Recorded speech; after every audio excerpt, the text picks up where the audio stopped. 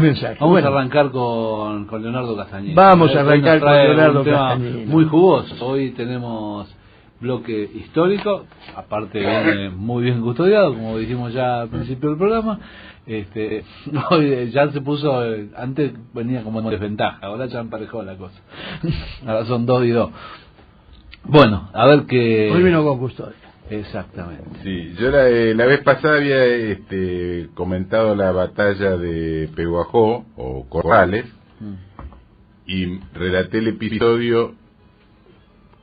Dije que Hornos estaba enfrentado con esa, está enfrentado con Mitre a raíz de la batalla de Cepeda, y que después le iba a contar la batalla. Vamos a hablar de eso, de la batalla de Cepeda hoy. En realidad me parece que lo voy a dividir en 2 partes porque es un poco largo, pero muy bien. Lo vemos. Digo yo una cosa, para empezar. Sí. ¿La batalla de Cepeda no tiene nada que ver con la guerra del Paraguay? Sí, y algo que ver tiene. En realidad hubo 2 Cepeda, hubo Claro, uno por eso. en 1820 y otro en 1859. Por eso quería que aclarara. Voy a hablar de la de 1859. ¿Qué pasó? En 1859 Mitre estaba enfrentado con Urquiza, incluso estaba dividido, gobernaba el gobierno de Buenos Aires, estaba dividido de la Confederación. Era una república autónoma. Claro. ¿Verdad? Urquiza estaba, digamos, la capital estaba en Paraná, y de Buenos Aires decían los 13 ranchos, que era el interior, ¿no? Urquiza trataba con López, porque se querían, digamos, como con Mitre siempre se tenían ganas, pero o no podían, o no habían elementos para cruzar el río, etcétera. Entonces, Urquiza, que eran compadres con Solano López, le pedía a Solano López que le mande vapores para cruzar el río. Y Solano López, le dio vueltas, que sí, que no, por ahí, hasta que por ahí dijo: Urquiza está perdido, se ha dejado sitiar en su propia capital y es imposible que reaccione, dijo Solano López. Todos sus planes han fracasado. Yo no he tratado con semejante gobierno. Los vapores que había ofrecido ya son inútiles y no los entrego. O sea, le negó los vapores, los barcos para cruzar el río. Ahí interviene Inglaterra también, porque a Solano López lo habían intentado matar un inglés, que en realidad era oriental, pero de origen inglés, que era James Constant, que intentó matarlo. Entonces López lo metió preso. Y Inglaterra lo intimó a López a que lo suelte, porque si no lo iba a tomar represalias. Entonces Urquiza, como no le habían mandado los vapores, Urquiza, ¿qué hace? Se vende a los ingleses, como hizo siempre, porque Urquiza siempre estuvo con un pie en cada canoa. Entonces, como Inglaterra estaba enfrentado con Paraguay, Urquiza le ofrece ayuda a Inglaterra. Inclusive le dice en una nota que le mandan, le dice, la escribe otro a nombre de Urquiza, ¿no?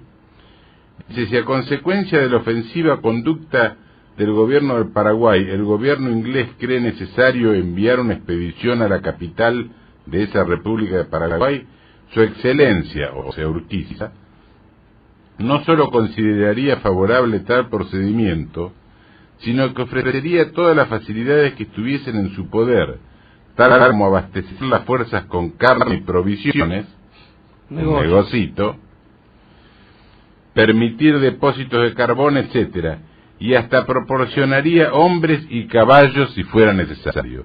Vos fijate que Urquiza siempre está vendiendo provisiones y caballos en la guerra Paraguay y gente, sí. O sea, nosotros ponemos la gente y los ingleses se llevan la guita. Eso fue lo que pasó siempre. Entonces, ¿qué pasó? Hubo un episodio ahí que los porteños habían artillado la isla Martín García, y además mandaron a 2 buques a bloquearle el puerto de Paraná para que Urquiza no pudiera cruzar el río. Ahora, hubo un episodio extraño ahí, porque los suboficiales de los buques se rebelaron para entregarse a los federales, a Urquiza. Y uno de los buques alcanzó a escapar, le tiraron unos cañonazos y todo, pero se volvió a Buenos Aires. Pero el otro quedó en poder de Urquiza. Entonces, Urquiza lo rebautizó, le puso buque 9 de julio, y ahí ahí tenía con qué cruzar el río. Entonces, mientras tanto, Buenos Aires también se tenía gana con Urquiza, manda tropas. Ahora, las tropas, el jefe natural de las tropas era el general Hornos, pero Mitre ya un poco despuntaba como un estratega, el lector de las estrategias militares extranjeras y todo, la estrategia francesa, la estrategia europea, etcétera. Entonces, el gobierno de porteño lo saca a Hornos y lo pone a Mitre de jefe, a tal punto que el general Hornos, cuando lo sacaron, dijo: si el general en jefe quiere ganarle Urquiza a la europea, acabaremos disparando a la criolla. O sea que se lo vaticinó directamente. Entonces, ¿qué pasa? Dice que le pegaban los tacos en la nuca. Sí. Mitre no ganó ninguna batalla, perdió hasta un desfile, pero en fin. Sí, porque se equivocó en un desfile se equivocó y llegó tarde, pero ese perdió hasta el desfile. Bueno, la cuestión que Mitre, ¿qué hace? Se va como jefe de ejército, se demora inexplicablemente en San Nicolás y elige el campo de Cepeda. ¿Y por qué lo elige? Porque Mitre siempre grandilocuente, él era un megalómano, dice: este campo fue la cuna del federalismo y va a ser su tumba. Entonces, porque ahí en 1820 en Linda París. Sí, van a atrapar. Bueno, entonces Mitre, ¿qué hace? Mitre, que había estudiado toda la estrategia militar francesa, etcétera, forma en formación oblicua, que es una formación que tiene, digamos, la ventaja que es difícil que la rompan, o sea que si la atacan, resiste bien. La dificultad que tiene es que no puede atacar, no puede, o sea, es una posición defensiva. Urquiza venía avanzando y cruza el arroyo del medio, pero no alcanza a cruzar los bagajes de los carros, la artillería, los cañones, etcétera. Entonces, ¿qué pasa? Se quedan enfrentados en Cepeda, con los ejércitos a la vista, se quedan todo el día mirándose, pero como ninguno. Mitre no podía atacar porque estaba la estrategia de él era defensiva. Y el otro tampoco podía porque le faltaba parte del ejército. Entonces, cuando... Más importante, artillería. Claro. Cuando logra pasar todo el bagaje, digamos, el río, Urquiza, ¿qué hace? Avanza, pero no avanza hacia donde estaba Mitre, sino que avanza por los dos flancos. Claro, Mitre en un momento, cuando vio que enfrente no había nadie, desenvainó el sable y dijo, en el campo de batalla dijo: victoria, victoria, hemos ganado. ¿Qué victoria? Los otros lo habían rodeado. Entonces, cuando se hizo de noche,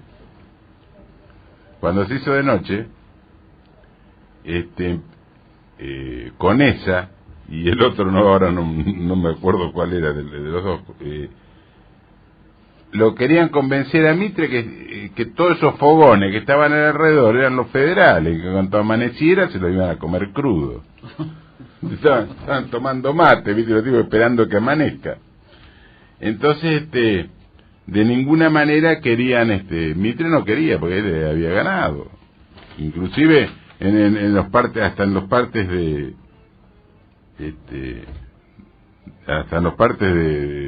que daba los informes. Mira, era tal el optimismo que tenía. El exitismo. Sí. Eso es exitismo. Que cuando salió para Cepeda, Vélez Arfiel le encargó a Mitre el caballo con que entre triunfante en Rosario para usarlo yo en esta primavera y en el próximo verano. Vos fíjate, los tipos ya se estaban repartiendo el cuero, todavía no habían cazado el oso. La cuestión ¿qué pasó? Con esa,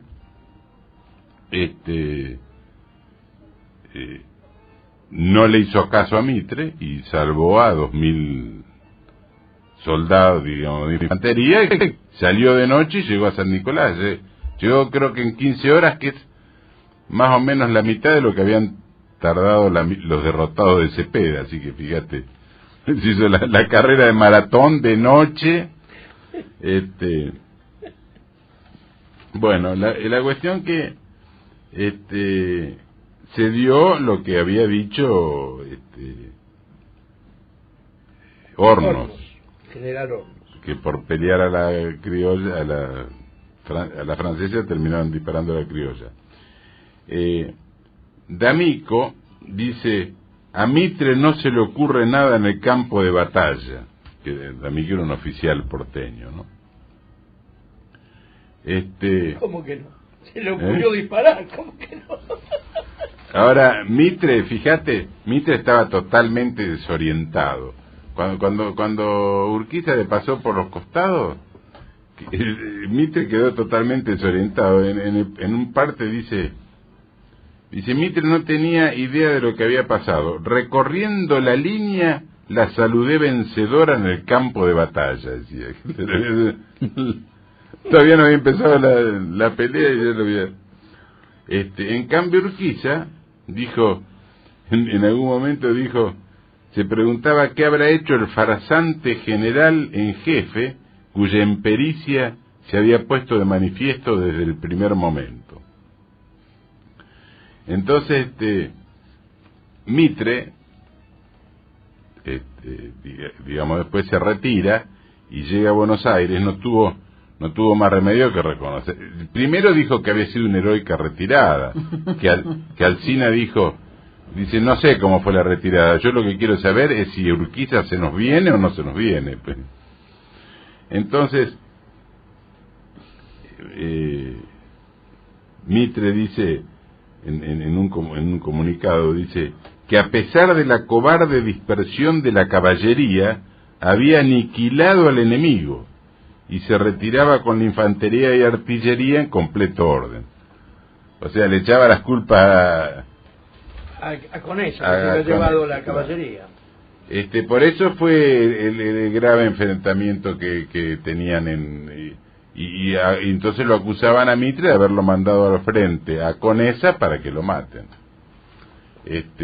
Después, no sé si tenemos tiempo ahora o si no en el próximo programa, vemos un poquito cuál fue el final de todo esto. El final de Cepeda.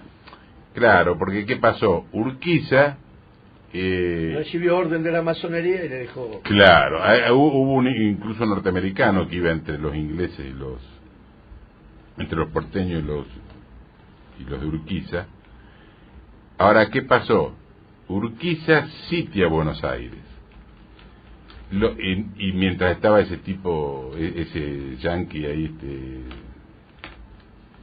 haciendo de mediador, los porteños cavan trincheras porque se iban a defender, y Urquiza espera, digamos, en un campamento ahí, rodeando Buenos Aires. Incluso interviene Solano López, porque vos fíjate que todo tiene que ver con todo. Solano López viene de mediador y le salva el cuero a Mitre. Claro, y le salva el cuero a Mitre, que el hermano de Solano López, que se llamaba Venancio, después que los hizo arreglar, dijo, me parece que acá nos han has trenzado la soga con que nos van a ahorcar. ¿En qué termina todo esto? Te lo digo rápidamente. Urquiza lo llama el Washington de América, el Washington de Sudamérica a Urquiza. Por eso a Urquiza le decían el Guacetón, porque parece que un aplaudidor de esa época, a un indio, le dijeron, usted diga viva el Washington de América, y el indio dijo viva el Guacetón sudamericano, y le quedó para eso. No, le quedó para eso, no, lo metieron preso al indio. Porque no tuve En vez de... por no tener pronunciación. Muy bien, así pasó la primera parte de Cepeda. Nos promete la segunda parte para el día martes seguramente. El Leonardo Castañino es quien nos acaba de contar todo este episodio de la batalla de Cepeda. Ahora, muy bien, seguimos con Tiempo Nacional hasta las 21 y ahora vamos a ver, tenemos a los soldados pertrechados. Vamos a ver si termina la batalla de Cepeda y cómo. Haciendo un pequeño raconto de cómo fue el primer relato, para ahora sí dar la finalización con Leonardo Castañino, como siempre. Bueno, sí, lo que había pasado, lo que había relatado la vez pasada fue un poco cómo se definió la batalla. Mitre había elegido, estaban enfrentados Mitre con Urquiza, y Mitre había elegido el campo de Cepeda, porque dijo que había sido la cuna del federalismo y ahora iba a ser la tumba. Se encuentran ambos, Mitre queda formado en formación defensiva. Tipo europea. Urquiza no había traído todo el bagaje, entonces quedan digamos, separados, sin enfrentarse. Queda como cuando Lavalle con Claro, Stanislao López, claro. y lo lleva al campo de mío. Ahí Mitre manda a la caballería, que estaba a cargo de Hornos y Flores, lo manda a que bichara al ejército federal. Pero claro, se topa de golpe con el ejército y se desbandan los cuatro vientos. A tal punto que dice, Mitre en el parte dice que la caballería porteña desapareció como el humo, sin combatir. Entonces se cumplía lo que había dicho Hornos, porque Lavalle quería pelear con tácticas europeas y Hornos le dijo, si el general en jefe quiere ganarle Urquiza a la europea, acabaremos disparando a la criolla. La cuestión que Urquiza, bueno, resumiendo lo anterior, se abre, en vez de atacarlo de frente, se abre Y lo rodea. Claro, y Mitre queda totalmente tan desorientado que saca la espada y dice victoria, victoria, porque no veía a nadie enfrente. Llamaba a lo mejor a una señora. Claro. A tal punto que dice, él mismo dice que dice, Mitre no tenía ni idea de lo que había pasado. Recorriendo la línea, la saludé vencedora en el campo de batalla. No había vencido a nadie. Entonces, ahí en esa oportunidad, en cambio Urquiza no. Urquiza se había instalado en la carpa de Mitre después y decía, el farsante, dice, se preguntaba qué había hecho el farsante general en jefe cuya impericia se había puesto de manifiesto desde el primer momento, porque Urquiza, con todo lo jodido que era como militar, viste, tipo, sabía. Entonces, con esa y Adolfo Alsina le mostraban a Mitre los fogones y le decía que estaban rodeados, que lo dejen por lo menos salvar una parte del ejército, digamos, romper el cerco y rajar. Y, claro, y Mitre no se quería convencer de que había pero en un consejo de oficiales lo lograron convencer, lo presionaron hasta que lo lograron convencer. Mitre después lo llamó la heroica retirada, y yo digo, sí, fíjate si fue heroica, que fueron hasta San Nicolás, llevando de noche, llevando cañones con todas las tropas y todo. Tardaron 15 horas, hay 16 leguas, son 80 kilómetros. Quiere decir que hicieron un promedio de más de 5 kilómetros por hora, de noche y llevando cosas de tiro. Pues fíjate que un hombre caminando rápido, hace 4 kilómetros más o menos por hora. Esto hicieron 5 y pico, de noche, oscura. El miedo no es oso. Cruzando montes, sí. Ahora, Mitre, siguió, seguía, porque Mitre era un optimista enfermizo, ¿viste? Él seguía. Mitre le manda a Obligado, que era el jefe de la zona ahí de San Nicolás, Y le No lo manda quiero una interrumpir, nota. pero un día le voy a preguntar qué opina usted del general Mitre.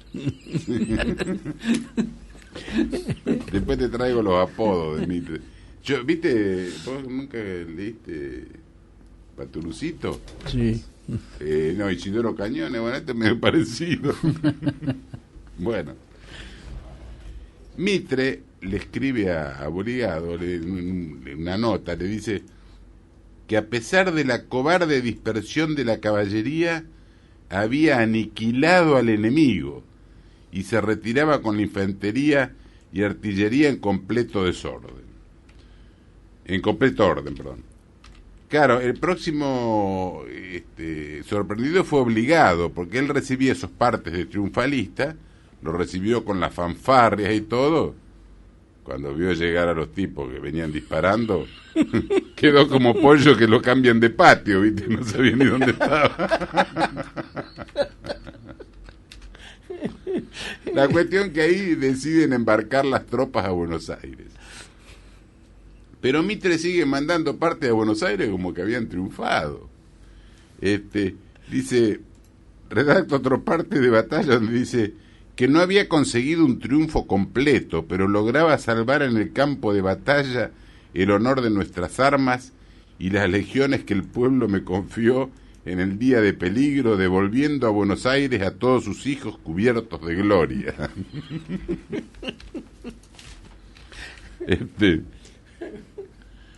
Lo que yo por lo menos no entendí por qué por qué Urquiza lo dejó disparar, porque la verdad es que lo podría haber copado ahí, sí. Y ahí... Ahora... cosa que nadie entiende. Mandó tantos partes optimistas a Buenos Aires, que hasta en Buenos Aires acuñaron unas medallas conmemorativas, que decía, vencedor de Cepeda, 23 de octubre de 1859. Lo que no sé, el acuñador debe haber por lo menos dudado, ¿a quién pongo acá, Mitre o Urquiza? ¿Viste? Porque... bueno, la cuestión que todas las noticias que venían que mandaba Mitre no se correspondían con las noticias que mandaba la escuadrilla que llevaba a los soldados de vuelta, a tal punto que Mariano Varela, que era un mitrista, dijo que se termine con la farsa y se diga si Urquiza se viene o no se viene. Y mientras tanto el diario Tribuna le seguía metiendo leña, ¿viste? Porque el diario Tribuna decía, que era mitrista, ¿no? Decía que Urquiza sin infantería, dice, sin infantería, el gaucho enterriano podría solamente robar vacas, su ocupación favorita. Mientras tanto lo tenía en la puerta de Buenos Aires que se lo iban a comer, ¿no? Ahora ahí Urquiza, claro, era buen militar, era el revés de Mitre, porque Urquiza era muy buen militar, pero por ahí lo envolvían en las negociaciones. En cambio, Mitre era mal militar, pero con la palabra, ¿viste? Envolvía a cualquiera. Entonces Urquiza declara, no vengo a someteros bajo el dominio arbitrario de un hombre, vengo a arrebatar de vuestros mandones el poder con que os conducen por una senda extraviada. Desde el campo de batalla os saludo con el abrazo hermano, integridad nacional, libertad, función con mis propósitos. Después vamos a ver en qué termina la negociación que hicieron. Ahora Alsina lo quiere reemplazar a Mitre por Conesa. Pero claro, Mitre lo que no aguanta es la carga de caballería, pero después aguanta cualquier cosa. Entonces, Alsina quería que Conesa lo reemplace a Mitre. Entonces le mandaron una comisión pidiéndole a Alsina una renuncia. La renuncia, y Alsina renunció. Entonces ahí aparece un milagro, ¿no? En la cosa que, ¿quién es? Solano López. Solano López aparece en el campo y se ofrece como mediador. Claro, los porteños vieron que como lo tenían ahí cerca, lo tenían a Urquiza con 16.000 hombres, en principio aceptaron, pero seguían cavando trincheras. Y incluso Alsina pidió a la legislatura los medios necesarios para una resistencia heroica. Pero claro, ¿qué resistencia heroica van a hacer contra los de Urquiza, que eran bravos, estaban, viste? Aparte de la caballería de Urquiza. Claro. Urquiza también acepta la mediación, pero se negaba a detener la marcha, claro, porque mientras él demoraba, los porteños iban organizando y iban atrincherando. Entonces tuvieron una discusión bastante fuerte entre Solano López y Urquiza, y que Guido la relata y dice que incluso casi se van a las manos, y Guido, que estuvo presente, no en la reunión, sino que estaba afuera, pero la relata así, dice: se cruzaron palabras inspiradas en hondo descontento que hubo de degenerar en una serie de desaveniencia. El doctor Delfín Huergo, que presenciaba la escena, salió a buscarme y me halló cerca. Me pidió encarecidamente que entrase a cortar, si era posible, el progreso de aquel disgusto. Y tuve la fortuna que, aclarados los puntos de disidencia, los ánimos se calmaron. Entonces, en definitiva... Guido era el general Guido, sí, padre, sí, no Guido Espano. No, Guido. Porque Guido Espano, hijo, tiene un soneto del hijo de la República que Guido, no tiene desperdicio. Sí.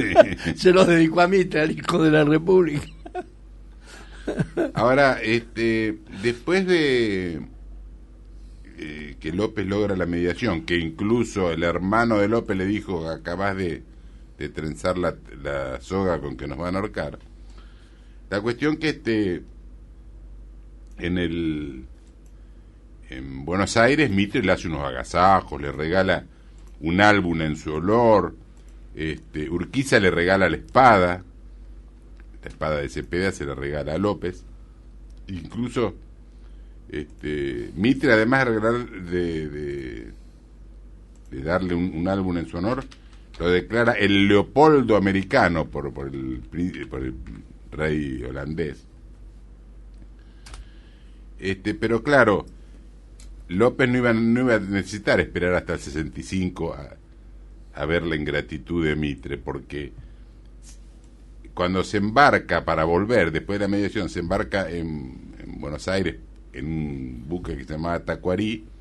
En la misma rada lo bombardean los ingleses, porque los ingleses estaban en conflicto por el asunto ese de Constant, que lo había querido matar a López.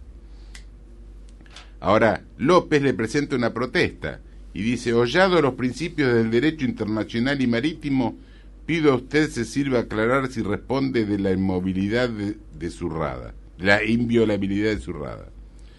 Y Tejedor, que era el ministro, se lava las manos olímpicamente, porque le dice: sus gestiones con la escuadra inglesa no habían tenido resultado, y que el gobierno no conocía de las relaciones entre la República del Paraguay y el Reino de Inglaterra. O sea, lo que hizo, yo, argentino, ¿viste?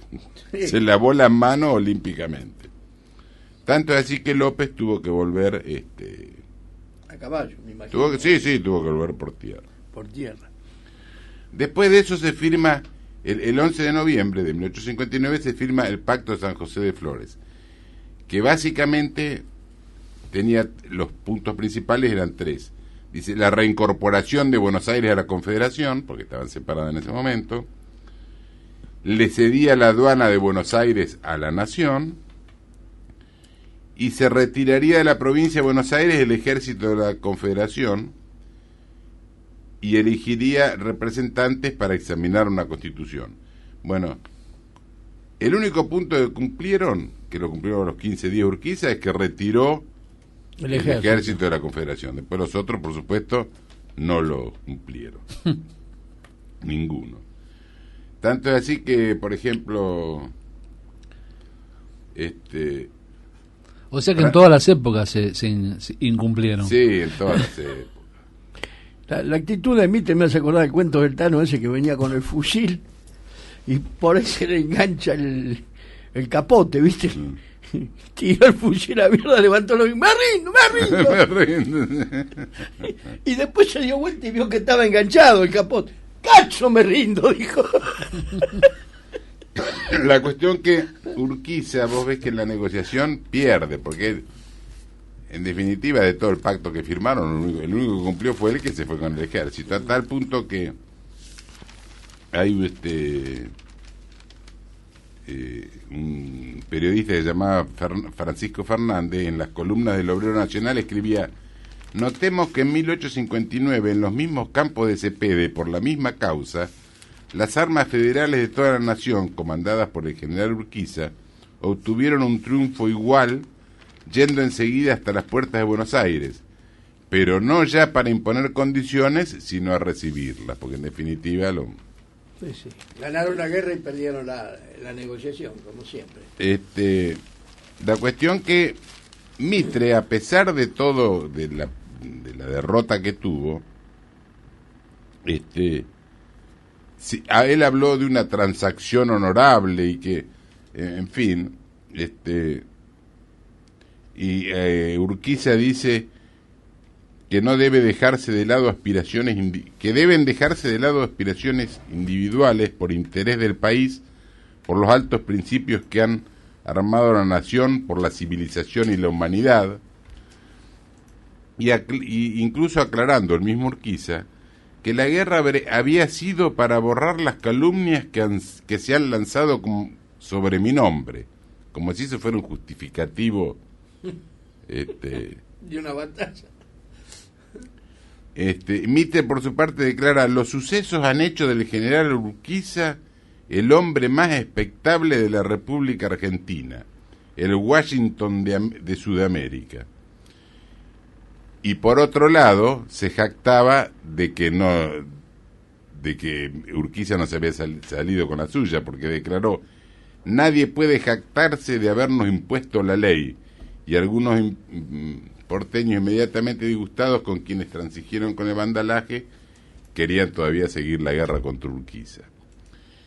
Y con respecto a eso que lo nombró... Claro, si el otro le había dicho que lo habían cagado a palo, claro, se tía ganadores.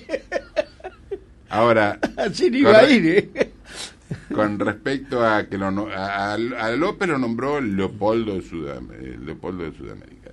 A Mitre lo nombró el Washington de Sudamérica. Y entonces, a raíz de eso... ¿Y él quién era? Alejandro el Grande. Sí. Alejandro Magno. Ahí, de ahí surge la anécdota que yo conté el otro día, que a un indio Monzón, que era un aplaudidor de aquella época, le habían dicho que diga: viva el Washington sudamericano, y el indio acá dijo: viva el Guacetón el Guacetón sudamericano. Y en vez de premiarlo como ahora, viste, lo metieron, fue con los huesos a la cárcel. Pero quedó Guacetón como... El Guacetón, sí, el Guacetón. El Guacetón. Como apodo. Por eso, como apodo, a Mitre, a Urquiza, uno de los apodos de Mitre era el Guacetón, por él. Muy bien. ¿Estamos por finalizado? Sí, esto yo lo extraje del libro mío, más o menos un relato que hice en el libro de la Guerra del Paraguay. Muy bien, la Guerra del Paraguay, que usted la puede adquirir en el Instituto de Investigaciones Históricas. Teniente General Juan Domingo Perón. Hablan con Emilce y en Sarmiento 1469, o llama a los teléfonos de la radio, de la oficina de Rubén, que damos habitualmente acá, el 4373-0773 o el 4372-0625, y el otro es 4372 5339. 5339. Ahí está, lo estamos diciendo de memoria. Vaya y reserve uno, hable con Emilce que se lo guarda. Y aparte tiene quien inventó el dulce de leche, que es un poco historia humorística. Sí, es un poco un foro que arma de discusión, a ver a ver si usted descubre quién inventó el dulce de leche. Él lo plantea como verdad y como incógnita. Sí. Y también tiene Juan Manuel de Rosas, La Ley y el Orden. Después tiene algún otro título más, pero está agotado el ingeniero.